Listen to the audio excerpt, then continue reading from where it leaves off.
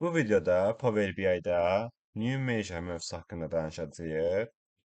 Measure nədir? DAX formulundan istifadə edərək hesablamalar aparmaq üçün istifadə olunan bir formuladır. Ümumilikdə measure bizdə yeni sütun yaratmır, sadəcə nəticəni yalnız lazım olduğu anda hesablayır. Məsələn, reportumuza filtr tətbiq etdikdə və ya slicer seçdikdə həmin nəticəyə uyğun olaraq dinamik şəkildə həmin hesablamaları dəyişir və bizə nəticəni göstərir. İndi isə ilk mecemizi yaradaq. Biz bunu həm Home tabından, həm də e, Modeling tabından edə bilərik bu hissədən. Və ya cədvəl seçib sağ klik etsək, burada New Measure yarada bilərik. Bu zaman bizdə avtomatik formula bar yaranır və biz burada DAX formulamızı yaza bilərik. Sales cədvəlində gördüyünüz kimi bizdə sales amount sütunu var. Bunun cəmini hesablamaq istəyirik. İlk öncə bir ad verək. Ümumi total sales. Bərabərlikdən sonra isə DAX funksiyamızı çağırırıq. Yəni sum, yəni cəmləmək istəyirik. Column name bizdən tələb olunur bu hissədə və istədiyimiz cədvəli, istədiyimiz sütunu seçə bilirik. Sales amount seçirəm və enter basıram. Həmin measure bizdə seçdiyimiz cədvəlin altında görünür bu şəkildə və qarşısında kalkulyator işarəsi düşür. Bu işarə vasitəsilə biz hansının sütunu, hansının measure olduğunu ayırd edə bilərik. İndi isə bir kart vizualı əlavə eləyək və həmin measure-ni kart vizualına əlavə edirik. Bu şəkildə bizdə ümumi satış məbləğlərini göstərdi, cəmlədi. Measure-ni seçdikdə bizdə burada əlavə bir tab yaranır, Measure Tools adında. Bu tabdan biz nə edə bilərik? Seçdiyimiz measure-nin adını dəyişə bilərik. Daha sonra measure hansı cədvəldədirsə, onun yerini dəyişib başqa bir cədvələ əlavə edə bilərik. Məsələn, indi hal-hazırda sales cədvəlindədir. Product seçsəm, gördüyünüz kimi measure digər cədvələ düşmüş oldu. Bunun yerini dəyişək. Bu ən çox nədə istifadə olunur?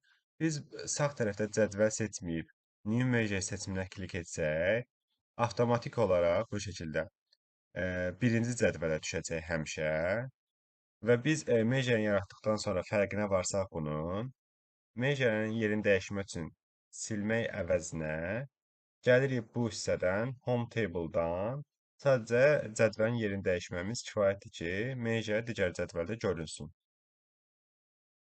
İndi isə başqa bir measure yaradaq. Gəlirik sales cədvəlini seçirəm. New measure seçirəm və burada indi biz satış saylarını görmək istəsək, bir ad verək, order count və indi count funksiyasını istifadə edəcəyik. Satış saylarını da görmək üçün biz sales cədvəlindəki Sale ID sütununa müraciət edirik və enter basıram. Gördüyünüz measure bu hissədə göründü və buna da bir kart vizualı əlavə edirəm. Bunun ölçüsünü biraz kiçildim. Həmin order count'u bura əlavə etdim. İndi isə ortalama bir measure yaradaq. Gəlirəm yenidən new measure seçirəm. Burada isə satış məbləğinin ortalamasını seçmək istəyirəm. Ona görə yazıram average sales.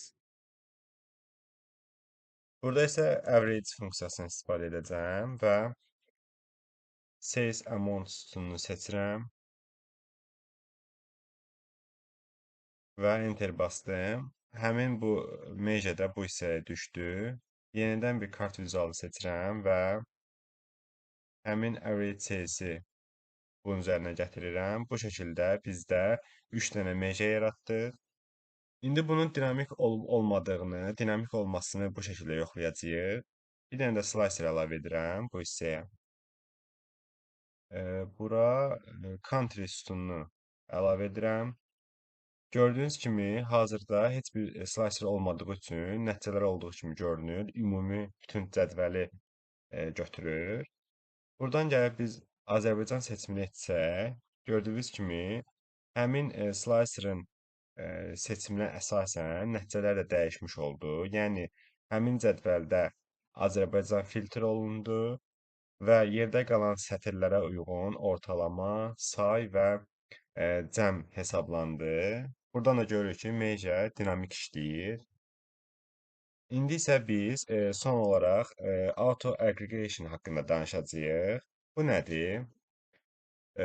Məsələn, bu dəfə heç bir media yaratmadan Sales Amount sütununu hansısa bir kart vizualına əlavə edirəm. Bu şəkildə. Sales Amount sütununu seçirəm və kart vizualına əlavə etdim. Gördüyünüz kimi bizdə avtomatik olaraq cəmini tapdı. Yəni heç bir media yaratmadım. Heç bir DAX yazmadım və avtomatik sum verdi. Bunu gəlib bu hissədən value hissəsindən gəlib summarizationdan istəsəm ortalamasını, minimumunu və maksimumunu seçə bilərəm. Sadəcə bu niyə media yaradırıq, niyə mediadan istifadə edirik, bundan istifadə etmirik? Biz report hazırlayarkən eyni hesablamanı ola bilər ki, bir neçə vizualda istifadə edə bilərik və ya xüsusi ad vermək istəyə bilərik və ya daha mürəkkəb DAX formulları yazmaq üçün biz media yaradırıq və bu daha düzgün yanaşmadır. Real layihələrdə də əsasən medialardan istifadə olunur.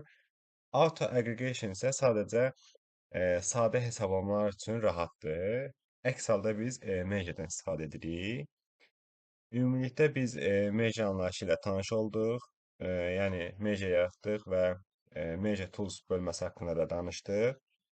Növbəti videomuzda isə artıq new column anlayışı haqqında danışacağıq.